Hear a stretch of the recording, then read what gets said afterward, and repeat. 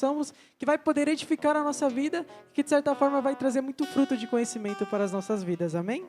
Bom, eu já queria iniciar, as nossas perguntas com um texto para nos basearmos, um texto base das nossas perguntas, que está em 1 Timóteo, capítulo 2, não é necessário que vocês abram, eu vou ler bem rapidinho, que diz: antes de tudo, recomendo que façam súplicas e orações, intercessões e ações de graça, por todos os homens, pelos reis e por todos os que exercem autoridade, para que tenhamos uma vida tranquila e pacífica, com toda piedade e dignidade.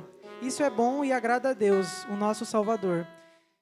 Bom, aqui a primeira pergunta que eu já quero fazer aqui ao nosso pastor é em relação a Cristo, né? Bom, assim como a Bíblia ela nos mostra, dentre pouco tempo, porque Jesus ele viveu até os 33 anos, mas a Bíblia em si, ela tomou forma sobre a vida dele dos 30 anos até os 33, porque foi a passagem ministerial dele, né? Antes disso, a gente não tem muito registro de como foi a vida de Cristo. Mas durante esses 3 anos, que foram, digamos assim, registrados, a gente viu muita coisa de Cristo, né? A gente já sabe muito bem tudo aquilo que Cristo ele fez, né? Sabemos que pela passagem dele, Jesus curou, Jesus libertou, Jesus pregou, ele fez aquilo que o Pai enviou ele a fazer, né? Ele literalmente ele fez a obra de Deus, ele fez a vontade de Deus. E a minha pergunta é referente a isso, né? Basicamente, como é que nós, como igreja, porque nós como igreja, nós somos a sucessão, nós somos aquilo que, nós vamos fazer aquilo que Cristo iniciou, nós somos a continuação da obra de Deus. Jesus foi para o Pai e Ele deixou para nós o Espírito Santo, o Consolador, que através do Consolador, Ele nos direcionaria, Ele nos revestiria de poder, e assim nós poderíamos fazer aquilo. O próprio Cristo disse, vocês ainda farão obras muito maiores do que a minha. E a minha pergunta é justamente essa: como é que nós, como igreja, como intercessores, podemos dar continuidade? Como é que nós podemos, de que maneira nós fazemos isso igual a como Cristo fez por nós? Amém. Em primeiro lugar, paz do Senhor a todos. Eu não sei que esse povo fica nervoso, me vê todo santo dia e ainda fica nervoso, né? Felipe me viu quarta, aí me acompanhou na sexta, no sábado, domingo estávamos juntos, ontem estivemos juntos de novo, e você tá com vergonha agora? O que tá acontecendo? Mas, respondendo a pergunta, eu vou até usar um texto que você citou, Fê. Em João, capítulo 14, se a Mandinha puder projetar pra gente, para que nós façamos essa leitura juntos. João, capítulo 14, versículo 14, diz assim o texto: se pedirdes alguma coisa em meu nome, eu o farei. Se me amardes, guardareis os meus mandamentos. Eu rogarei ao Pai, e Ele vos dará outro Consolador, para que fique convosco para sempre. No versículo 21, aquele que tem os meus mandamentos e os guarda, este é o que me ama. E aquele que me ama será amado de meu Pai, e eu o amarei e me manifestarei a ele. Eu vou voltar no versículo 12 para você entender o contexto. Na verdade vos digo que aquele que crê em mim também fará obras que eu faço, e as fará maiores do que estas, porque eu vou para o meu Pai. A visão de que o ministério de Jesus é um ministério terreno, ela é muito limitada. Porque se nós entendermos que Jesus ele só veio na terra e ele morreu e acabou o ministério dele, nós temos que dar fim ao evangelho. Como eu disse recentemente, se nós não cremos na ressurreição de Jesus, somos os mais miseráveis dos homens. Porque nós falamos sobre alguém que não age mais, de alguém que, assim como qualquer outra divindade já existente, também está sepultado. Mas o que rege a nossa fé é que, se nós olharmos para o túmulo de Jesus, não é só pelo tempo que ele está vazio, é porque ao terceiro dia ele ressuscitou. E ele ressuscitou nos deixando uma promessa. Qual é a promessa? Que ele iria ao Pai e ele mandaria, através das nossas orações, o Espírito Santo Consolador, a quem nós carinhosamente chamamos de nosso santo amigo, nosso amigo Espírito Santo. E a ação do Espírito Santo é uma continuidade do ministério de Jesus, que vai se concretizar por intermédio de nós. Então nós tínhamos o Verbo encarnado andando sobre a terra na pessoa de Jesus, e agora nós temos pessoas como nós, humanos, seres comuns, pecadores, mas cheios desse Espírito Santo que dá continuidade ao ministério de Jesus. Então, Como que nós podemos fazer coisas maiores que Jesus? Traçando os mesmos caminhos que Ele, cheios do Espírito Santo. O que nos difere de Jesus? A divindade. Jesus é Deus. Nós, réis mortais. Nós somos, se eu te beliscar vai doer. Se de repente falar um pouquinho mais alto com a Leila, vai sofrer um pouquinho. Vai chorar, né, Leila? O nosso pastor Valdir nem precisa brigar com ele. Ele chora naturalmente. Porque nós somos seres sentimentais. Jesus não. Jesus era 100% homem e 100% Deus. Mas através do Espírito de Deus, nós temos a manifestação dele. Então, como que nós podemos fazer, né, viver essas obras maiores que Jesus deu? Primeiramente, amando a Ele. Então ele diz que aqueles que o amam são aqueles que guardam os seus mandamentos. Então são duas coisas embutidas em uma só. Se eu quero viver os passos de Jesus, primeiro eu tenho que amar a Ele. E amar não é só falar sobre Ele. Amar não é só manifestar palavras, abrir a Bíblia e falar coisas bonitas sobre Ele. Não. Amar a Ele implica em guardar os seus mandamentos. E essa é a parte mais difícil. E em determinado momento, Jesus vai dizer, você quer vir até mim, pós mim, depois que eu for ao Pai? Então, negue-se a si mesmo. Todos os dias. Tome a sua cruz e siga-me. Amar a Jesus, viver o pós-Jesus, viver a manifestação das obras maiores de Jesus, implica em renúncia. Renunciar à minha vontade, os meus desejos. Entrar em guerras que não são minhas. E aí a gente está falando sobre posicionamento de intercessão, implica em orar pelas pessoas que não merecem oração, como a pastora Gisélia disse. Implica eu em, às vezes, me colocar numa luta que não é minha, mas por amor à pessoa, ao meu próximo, eu tomo a luta dela junto. Assim como foi com Moisés, se os braços de Moisés caíssem, obviamente todo o povo ia perder. Então, do que valia os braços dele para baixo? Agora, por outro lado, do que valiam os braços deles erguidos? Será que era só sobre Moisés? Ou era sobre toda uma nação? Era sobre um povo que viria após Moisés. E se hoje nós estamos aqui, é porque o Deus de Moisés venceu através do povo, enquanto ele estava com a mão erguida, o povo estava lutando, não tinha ninguém parado, não tinha ninguém de braço, não, estava lutando, mas Deus dando vitória. E se nós estamos aqui é porque Deus continua nos dando vitória. Então, quero viver coisas maiores que Jesus fez. Então, renuncie a si mesmo, negue a si mesmo, tome a tua cruz, ame a Jesus sobre todas as coisas, guarde os mandamentos, e aí você vai ver que Deus vai fazer coisas maravilhosas, coisas que os olhos não viram, que os ouvidos não ouviram, sequer foram projetados no coração do homem. É o que o Senhor tem nos preparado. Amém? Saudade da Igreja Campo do Senhor Jesus. Amém? Irmãos, a pergunta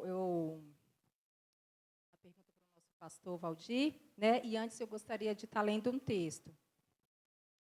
Esse texto fala assim, está em Mateus 7:7.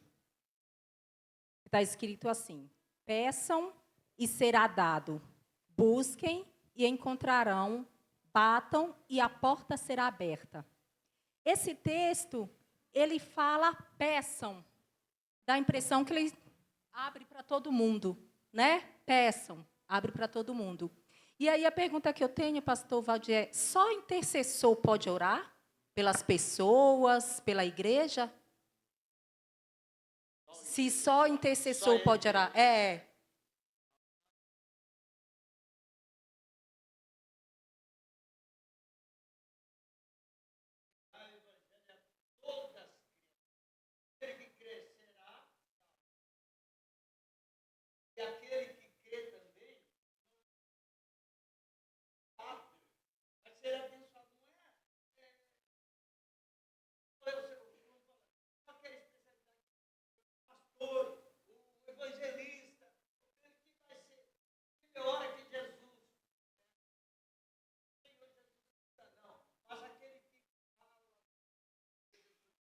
Pede em nome do Senhor, então vai dar todos aqueles que crê. Aquele que crê no Senhor Jesus, acontece. Deus não precisa falar assim: eu sou seu pastor, eu sou seu obreiro, eu quero que. Não. Basta crer, recebe. Amém. Glória a Deus, né? Então aqui o Senhor nos ensina que todos nós podemos orar. Todos nós podemos dobrar o nosso joelho, orar por nós, por nossa família, pelos nossos vizinhos, pelos que não conhecem e pelos que conhecem o nosso Deus, para que se mantenham fortes, posicionados e lutando pelos seus. Amém? Glória a Deus. Deixa eu só fazer um incremento nisso. Na Reforma Protestante, nós vimos que Lutero, ele vai tentar quebrar alguns paradigmas. E um dos paradigmas que ele quebra é a falta de comunicação do povo, né, da plebe, dos pobres como nós, e a igreja, o clero, porque só o clero tinha a palavra de Deus. A oração era feita em latim. Quem não fala latim não entende o que está sendo orado. Quem não tinha um hábito, não tinha conhecimento, não sabia ler latim também, não conseguiria participar. Os manuscritos, eles eram guardados pela igreja. E o que Lutero ele vai disseminar? Que não é só a igreja, e trazendo para o dia de hoje, não é só o pastor que tem acesso a Deus. Não, naquela época, não é só os padres, não é só o papa, não é só o líder, não. Lutero ele vai brigar em parte das suas teses em dizer, não, qualquer que clamar o nome de Jesus tem acesso a Deus. Não tem mais distinção entre grande e pequeno, homem e mulher, sabe, em preto e branco. Não. Aquele que clama em nome de Jesus tem acesso a Ele. O único mediador entre Deus e homem é Jesus. E é por isso que a todo aquele que tem Jesus como seu único Salvador, pode orar, se ajoelhar, clamar a Ele e Ele vai ouvir. Isso já foi resolvido lá na Reforma, quando todos nós tivemos acesso. Na verdade, foi resolvido na cruz, nós homens criamos um muro, e na Reforma esse muro cai para mostrar que todos nós temos acesso a Deus. Glória a Deus. Então, em continuidade à intercessão, né? A gente sabe que o ministério de intercessão, né, pastor, como a gente sempre fala, ele é um ministério, de certa forma, até que meio em oculto, né? Ele não é algo assim tão visível, por exemplo, quanto o ministério de louvor, o ministério de presbítero. Ele é um ministério que, digamos assim, que ele é feito mais sem muita visibilidade. E justamente implicando, né, no que se diz viver em oculto, né, orar, tem justamente um dos versos que a gente mais fala em relação à intercessão, que é aquele verso, né, entra no teu quarto, fecha a tua porta e fala com teu pai em secreto, e seu pai em secreto te ouvirá.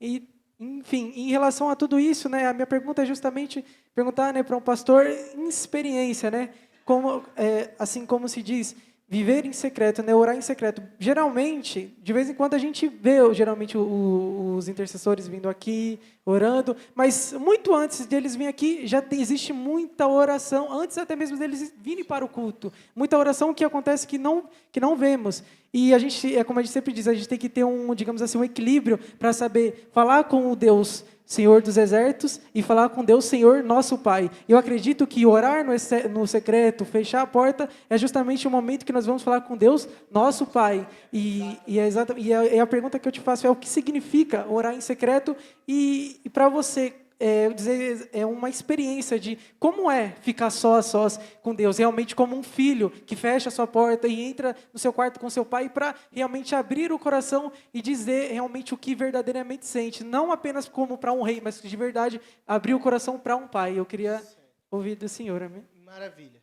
E esse texto que fala sobre entrar no seu quarto e falar com seu pai em secreto, porque em secreto ele te ouve e publicamente ele te exalta, ele tem um contexto muito claro. E eu acho, vou até emendar na sua pergunta sobre experiência. Quando nós assumimos uma posição visível, então, por exemplo, eu sou um pastor, nós somos pastores. Todos nós aqui temos as nossas incumbências ministeriais. E o estético ele é muito bonito. Então, você vê o pastor pregando, você vê o ministério de louvor cantando, os intercessores de mão erguida, tudo isso é muito estético, tudo isso é muito bonito. Só que, dificilmente, para não dizer nunca, nós vamos ver Jesus falando sobre uma exaltação visível. Sempre a exaltação na ótica de Jesus é primeiro no secreto e depois no visível. Porque se a gente muda o rumo das coisas, eu posso ser um grande pastor de púlpito, mas um péssimo pastor de oculto, de secreto. Se eu não oro em secreto, Deus não age no público.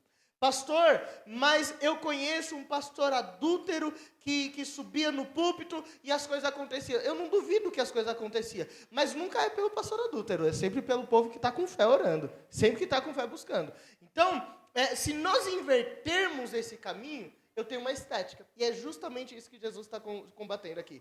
Os fariseus eram muito bons.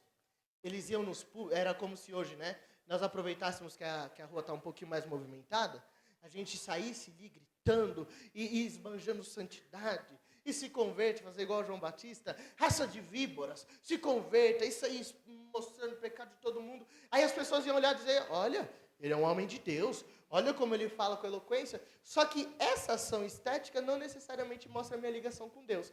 Então Jesus diz o seguinte, você quer ser reconhecido como um homem de Deus? Você quer ter uma experiência verdadeiramente, que as pessoas olhem para você e falem, ali vai um homem de Deus, vai uma mulher de Deus? Então primeiro inverte, sai do púlpito e vai para o altar do quarto.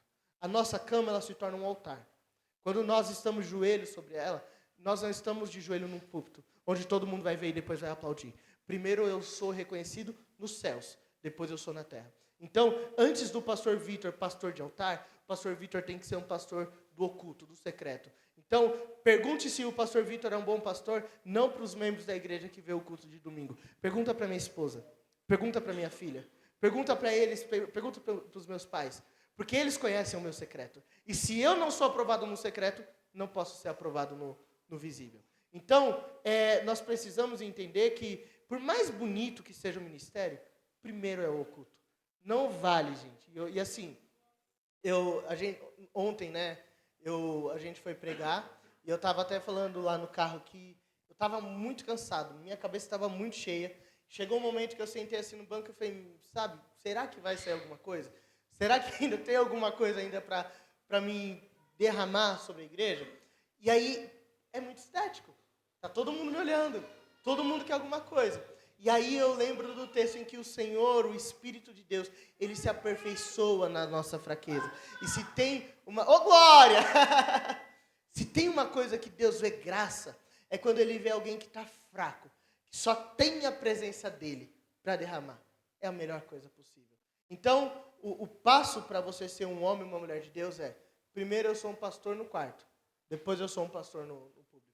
Primeiro eu sou um intercessor na minha casa, depois eu sou um intercessor na minha igreja. Primeiro eu sou um homem e uma mulher de oração em casa, depois eu sou na igreja. E você pode observar, Fê, e toda a igreja, se você vê alguém que tem a oportunidade de começar a orar muito, e orar muito, orar muito, orar muito, é porque tem oração atrasada.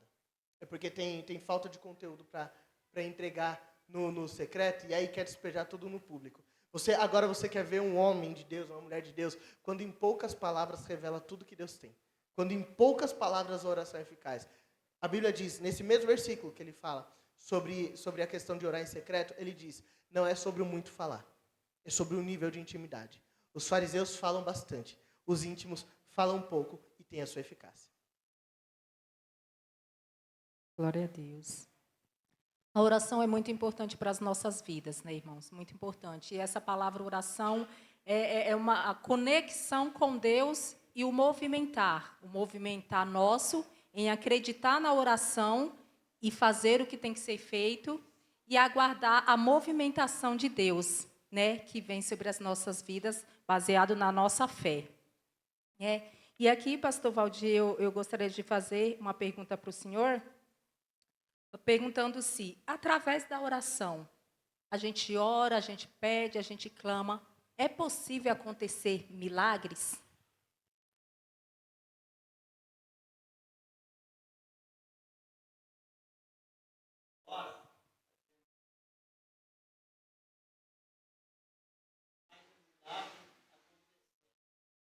Você sabe por quê? Muitas vezes,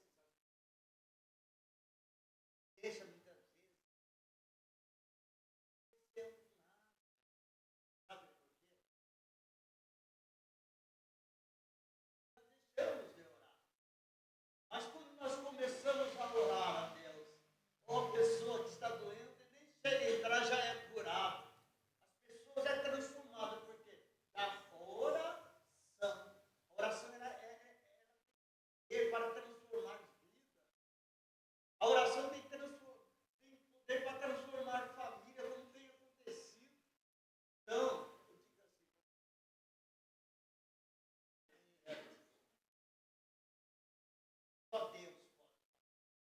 Amém. Então, daí eu já queria que o pastor contasse para nós uma experiência em que o pastor orou, conversou com Deus, colocou a fé em prática e o Senhor respondeu a sua oração com um milagre. Não, qualquer milagre. Todo dia tem um milagre. Aleluia. Conte o milagre. Porque eu acordo.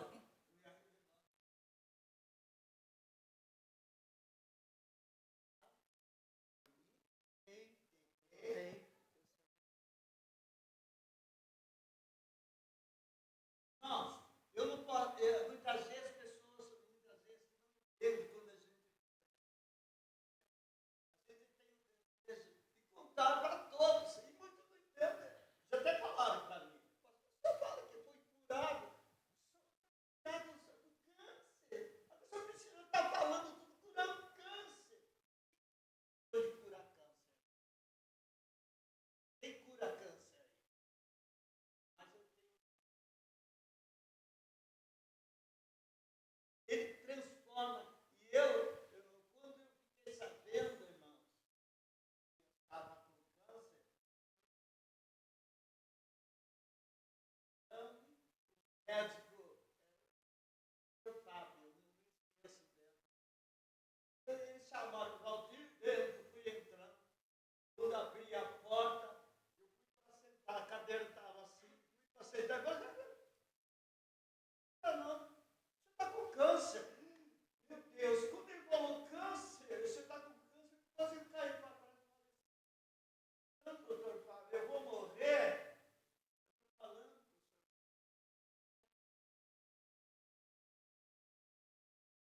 Sabe o que Deus está fazendo com você? Ele tem curado o câncer, já chegou na próstata, mas tem um osso segurando o câncer. Mas se o Senhor, você confia em Deus? Fala, eu confio. Eu confio, saí de lá chorando. Esse milagre aconteceu, irmão, que quando eu cheguei em casa, minha esposa estava esperando ele. Eu falei assim,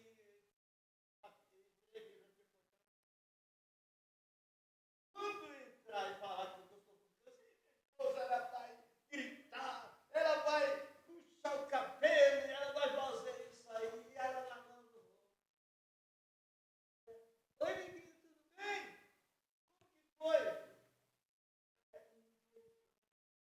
Infelizmente,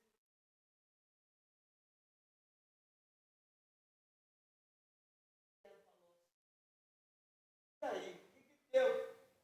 Deu? Deu? Deu?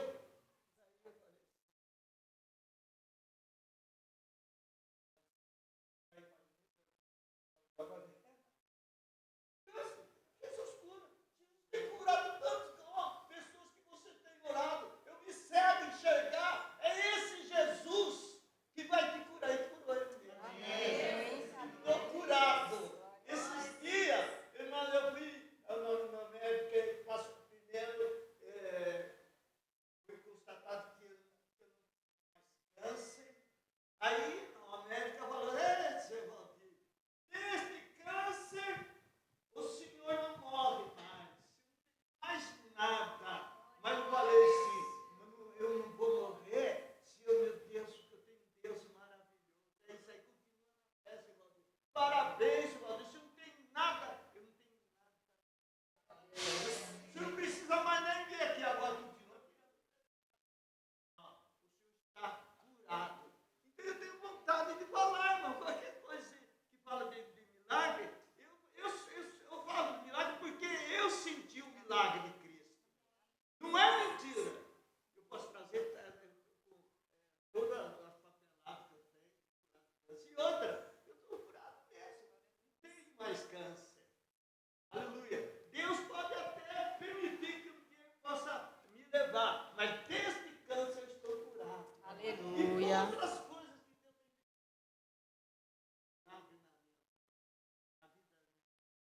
na vida da minha esposa, sabe por quê?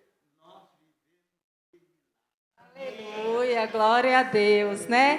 E esse Deus é assim. E tem que falar mesmo, pastor Valdir, porque nós temos que anunciar os milagres que o Senhor fez. Né? Ah, mas já ouvi de novo, já ouvi. É bom ouvir que Deus cura, que Deus liberta. A Bíblia é assim, se você leu a Bíblia, você lê 1 ano, 2 anos, 3 anos, 4 anos, quantos anos de evangelho você tem? Quantos anos de evangelho você lê, os feitos que estão aqui.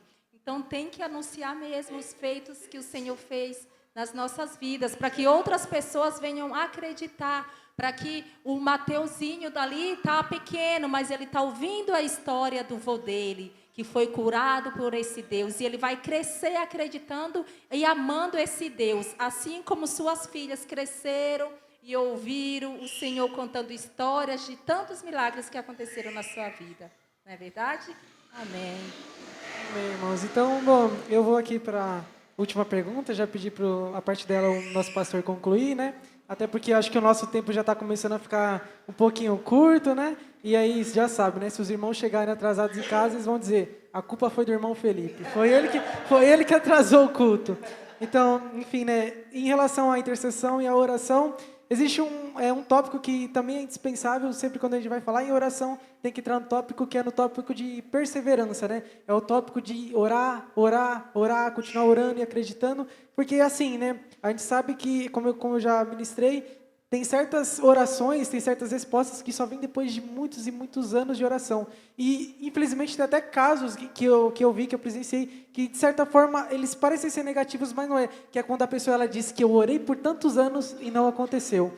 E é onde a gente tem que pensar o quê? Que não basta apenas orar, mas você tem que orar segundo a vontade e aquilo que Deus quer. Porque se você interceder e orar por muitos anos perseverando algo que Deus não quer, Deus talvez não faça, e você vai dizer, olha, eu cumpri o que me foi proposto, eu perseverei, eu orei, eu acreditei, e Deus não fez. Mas Deus não fez porque Ele não pode. Ele não fez porque realmente não era da vontade dEle fazer. E aqui fica a minha pergunta, pastor. Por que é importante a gente orar em perseverança, continuar acreditando, mesmo quando parece que nada está acontecendo?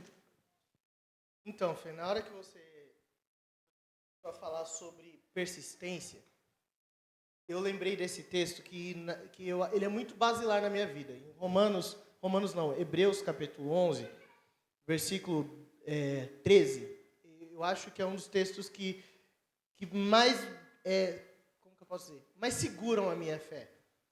Que diz assim, todos estes morreram na fé, sem ter obtido as promessas, vendo-as, porém, de longe, e saudando-as, e confessando-os que eram estrangeiros e peregrinos sobre a terra. Porque os que falam desse modo manifestam estar procurando uma pátria. E se, na verdade, se lembrassem daquele de onde saíram, teriam a oportunidade de voltar. Mas agora aspiram a uma pátria superior, isto é, celestial. Por isso, Deus não se envergonha deles, de ser chamado o seu Deus, porquanto lhe preparou uma cidade. A gente acredita, e nós queremos que a nossa oração ela seja realizada do dia para a noite. E quando a nossa oração ela não é realizada da forma como nós queremos, geralmente nós entramos numa descrença, de achar que se Deus não fez, Deus não é mais Deus, que é errado. E a gente gera em nós uma decepção, uma frustração. Quando eu vejo esse texto, eu fico pensando, qual será que foi o último pensamento de Moisés? No alto do monte, olhando para a terra prometida e sabendo que ele não pisaria nela. Qual será que foi a visão de Abraão quando Deus promete que ele seria pai de multidões e ele não vê todas essas multidões se concretizando? Ou pelo menos não da forma... Porque, poxa, a promessa de Deus não era só sobre filhos, não era sobre uma cidade, era sobre nações. E será que Abraão tem noção de que passado 2000 e quase mais de 3.000 anos, uma geração seria dividida entre filhos de Abraão? Será que ele teria noção disso? Qual será que foi o último pensamento dele nesse sentido? E eu fico imaginando, qual será que é o nosso último pensamento? Eu creio que, como eu preguei ontem, tem um término de oração para tudo. Vai chegar um dia que nossa oração será a última. Eu não estou falando que vai ser a última oração para a morte. Eu estou falando sobre a última oração antes de Deus realizar um milagre. Eu estou falando que vai ter um dia que nós vamos nos ajoelhar, como todos os outros dias, e quando nós orarmos, Deus vai dizer, hoje foi a última oração, a partir de hoje tem o decreto de vitória.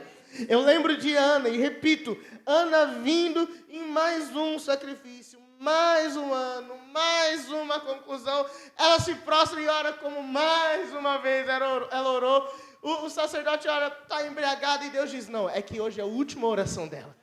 É a última oração dela com mistério, porque a partir de hoje eu estou abrindo madre. A partir de hoje a envergonhada será mãe de geração. Por quê? É porque Ana é boazinha? Não, é porque eu estou precisando de um sacerdote, estou precisando de um profeta, eu estou precisando de um juiz, e ela está precisando de um filho. Então eu vou concretizar minha palavra na vida dela. E como foi a oração final dela? Quando ela vai fechar os seus olhos pela última vez, qual será que foi a visão que ela olhou? Talvez ela não viu o Samuel que nós pregamos hoje. Talvez ela viu o Samuel o juiz, Samuel o profeta. Mas, poxa, para nós é o primeiro. Para nós é o maior dos juízes. Para nós é a referência sacerdotal. Ela viu só uma parte. A perseverança na oração nos garante que nós podemos ver ela até determinado ponto. Mas ela não encerra aqui. E é por isso que eu termino a minha fala dizendo, precisamos orar pelos nossos filhos. Os nossos olhos podem alcançar até determinado lugar, mas talvez nós estamos falando dos próximos avivalistas que a nossa geração vai ter. Pastor, por que nós temos que orar pela igreja? Porque talvez nós estamos falando hoje de uma igreja relativamente pequena, de uma igreja de bairro, que vai abalar Itapevi, que vai abalar São Paulo, que vai abalar o Brasil, e quem sabe não abalará o mundo.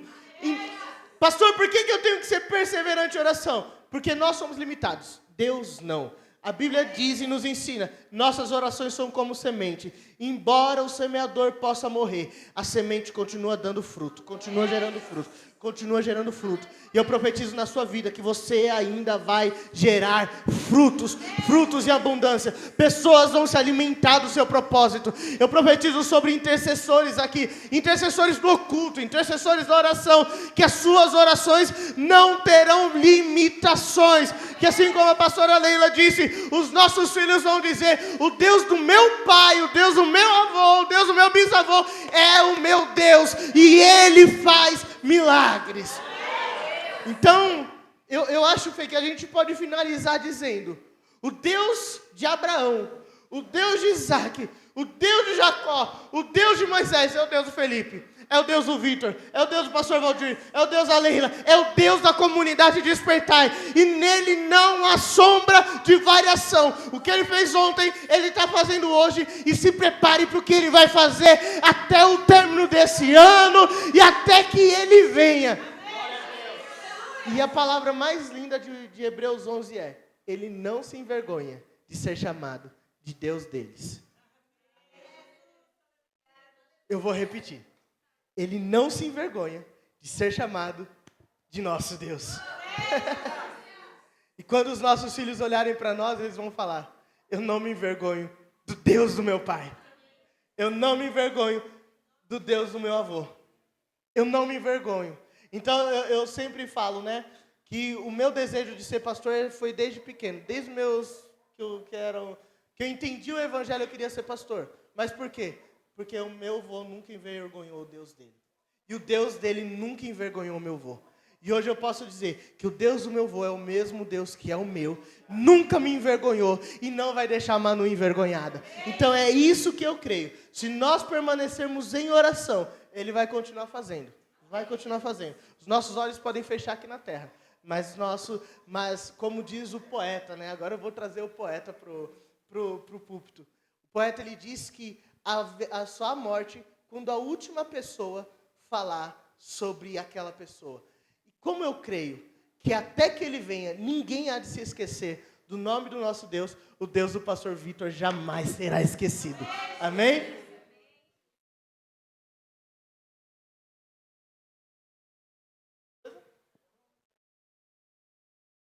Já está chorando.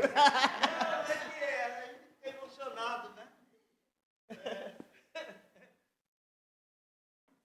Eu quero te convidar então a orar. Quero chamar aqui meu irmão Sandro. Enquanto eu oro, você prepara com um louvor, vai. Não, você não tem como fugir daqui não. Tá bom? Enquanto isso, eu gostaria que você colocasse a mão em seu coração. E nós vamos exercitar aquilo que nós pregamos aqui. Eu quero parabenizar o Ministério de Intercessão, porque nós sabemos sobre cultura. Cultura é sentar, é ensinar, é ser didático, é ser exaustivo, e nós precisamos dessa cultura de oração. Nós estamos falando domingo após domingo sobre avivamento, e você está notando o que Deus tem feito nessa igreja. Coisas que nós não víamos sempre, movimentos que nós não tínhamos como costume, e Deus está fazendo. E por quê, pastor? Porque Deus, Ele está vendo uma igreja que está orando. Deus está vendo uma igreja que está buscando. Então eu gostaria de te convidar com a mão no seu coração. Vamos melhorar isso? Eu gostaria que você ficasse da forma como você se sente à vontade. Se você quiser se ajoelhar, se você quiser virar para um desses do canto dessa casa, se você quiser levantar as suas mãos, a forma como você quiser. Se quiser vir até o altar, nós vamos orar, gente. Nós vamos orar. Nós vamos orar porque nós cremos que enquanto nós intercedemos aqui, Deus pode ir de encontro à nossa casa. Enquanto nós intercedemos aqui, Deus pode ir até o primo que está em coma, que o médico desenganou. Deus pode ir até aquele que outrora estava desaparecido e agora está sendo cuidado. Deus pode ir até a sua mãe, ao seu pai, ao seu filho, ao seu esposo. Deus pode realizar sonhos. Deus pode fazer muito mais. Então vamos juntos. Erga a sua voz em oração, vamos. Erga a sua voz em oração. Erga a sua voz em oração, vai.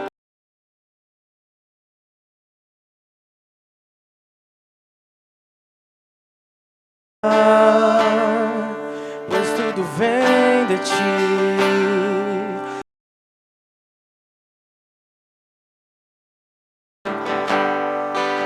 Por ti vou caminhar. Na direção.